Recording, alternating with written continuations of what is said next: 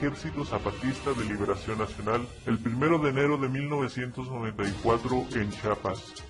Antes de ir al tema principal, es importante retroceder un poco antes de los hechos para comprender qué circunstancias estaban pasando los zapatistas y qué cosas les orillaron a emprender estos actos de rebelión.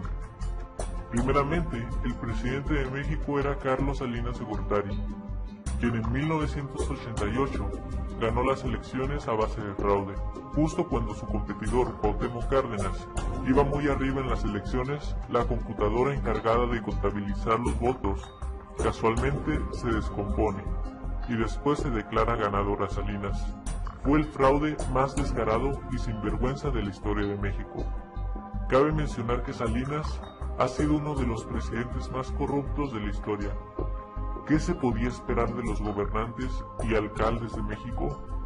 Todos eran una bola de dinosaurios que arrasaban con todo recurso a su alcance. En Chiapas, la historia no era diferente. El gobernador Elmar Jalad Setzer tuvo un pésimo gobierno, el cual yo podría definir en 4 palabras: despotismo, incapacidad, corrupción y neoliberalismo. Todos los puestos importantes del Estado los ocupaban familiares y amigos suyos. Por ejemplo, su sobrina era tesorera del Estado encargada de la programación y la administración del presupuesto, y su hijo era secretario del Fomento Económico. Peor aún eran los alcaldes, quienes abusaban descaradamente del pueblo, les quitaban sus tierras para venderlas a particulares, aumentaban impuestos y asesinaban a activistas que protestaban contra sus gobiernos deshonestos. El 90% de la gente que vivía en Chiapas tenía ganancias miserables o nulas. El 95% de la gente vivía en condiciones de pobreza extrema. Casi nadie sabía leer ni escribir. Muchos ni siquiera hablaban español. El pueblo se decidió a ya no ser gobernados por personas que solo representaban sus propios intereses.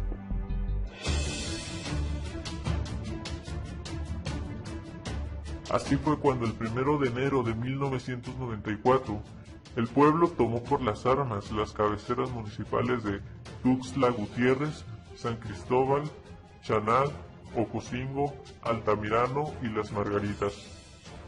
Y ese mismo día, el EZNL hace la primera declaración en la Selva Lacandona, diciendo que sus demandas eran verdadera democracia electoral, tierra para el pueblo y no para los terratenientes, trabajo digno y salario digno, salud y educación, autonomía del pueblo para tomar decisiones que les incumban a todos. Además, técnicamente, el EZNL había hecho las cosas constitucionalmente, reclamando su derecho a conservar sus propias instituciones políticas, culturales y sociales, como se marca en el artículo 2 de la Constitución, y también reclamando su derecho a destituir su gobierno como se marca en el artículo 39, el cual dice así: la soberanía nacional reside esencial y originalmente en el pueblo.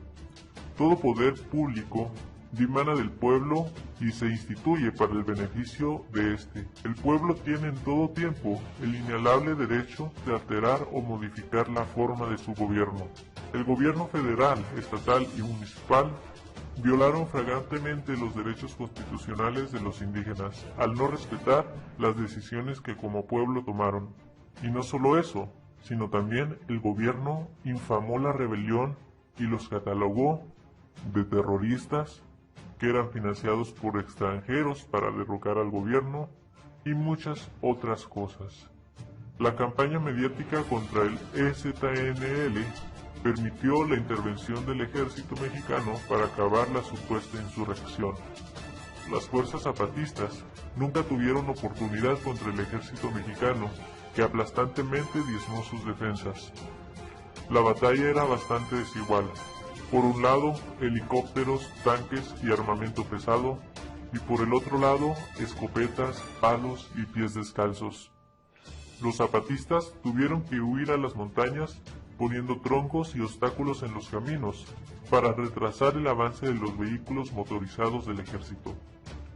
Solo las protestas de miles de mexicanos en el Zócalo pudo convencer al gobierno de frenar esta carnicería y masacre de sus hermanos y abrir el paso al diálogo.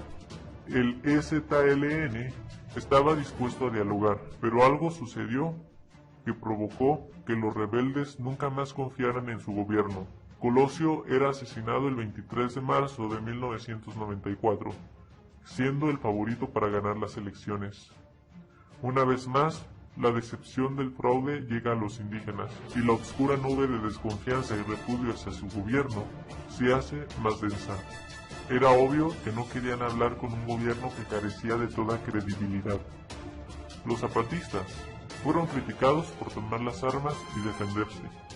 Pero, ¿cómo podría defenderse un indio que ni siquiera sabe leer y escribir si no es por las armas? El gobierno debe recordar que fueron sus acciones los que provocaron estos movimientos y que las demandas de los rebeldes eran el cumplimiento de sus derechos constitucionales. ¿Acaso es mucho pedir? ¿Acaso es necesario armar una revolución para que el gobierno pueda de una vez por todas respetar al pueblo? Tal parece que ni siquiera una revolución fue suficiente para hacer cambiar a esta bola de ratas. Ustedes nos han dicho que le demos una oportunidad a la paz y nosotros hemos recibido su mensaje y hemos venido aquí con ánimo verdadero y honesto. Si hay otro camino al mismo sitio, al lugar donde esta bandera ondee con democracia, libertad y justicia, muéstrenlo. Si es posible que no sean ya necesarias ni las guerras ni los ejércitos, y que haya fuego y sangre para lavar la historia, sea.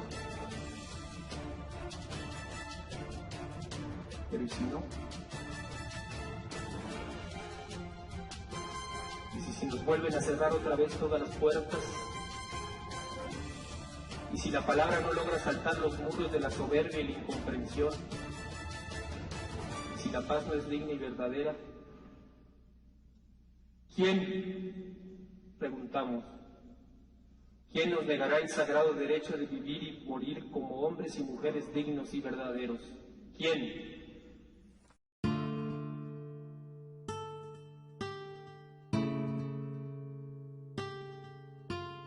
Ninguno de los presidentes posteriores a Salinas pudo resolver el problema de Chiapas. Cuando Vicente Fox entró al poder, dijo que lo resolvería en 15 minutos. Los zapatistas vieron en el PAN una esperanza, se abrieron al diálogo, pero arriba no les sirvió de nada. Cuando por fin tuvieron algunos minutos en el Congreso de la Unión, este quedó vacío. La mayoría de los diputados se fueron. Muy pocos se quedaron a escuchar lo que tenían que decir, y los que se quedaron se durmieron. Platicaban entre sí de otros temas, los ignoraron completamente. Fueron racialmente discriminados por nuestra clase política, y no solo eso. Felipe Calderón Hinojosa, en ese tiempo líder de los diputados de Acción Nacional, hizo una declaración racista, descriptiva e intolerante en contra de ellos, tachándolos de terroristas y mostrándose como un ignorante de su movimiento. Quiero decir por qué creemos que no puede ni debe aceptarse la utilización de la tribuna de esta Cámara para la representación zapatista. No hay Estado democrático sin Congreso y no hay Congreso que no sea protegido de cualquier elemento de fuerza externo que, legítimo o no, pretenda imponer sobre su autónoma deliberación sus decisiones. Este recinto, el recinto parlamentario, es el recinto de la democracia, es el Estado, es el espacio de los ciudadanos que no puede avasallarse, que no puede ser sometido, que no puede ser forzado ni humillado. Tendrá por qué sentirse agredido, humillado o rebajado, porque yo ocupe hoy esta tribuna y hablo. Quienes no están ahora ya saben que se negaron a escuchar lo que una mujer indígena venía a decirles y se negaron a hablar para que yo los escuchara.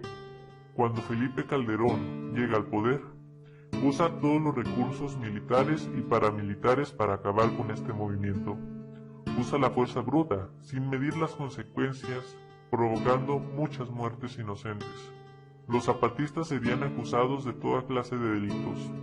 Serían perseguidos, capturados y asesinados por un presidente que les odiaba y que decidió en 15 minutos acabar con ellos.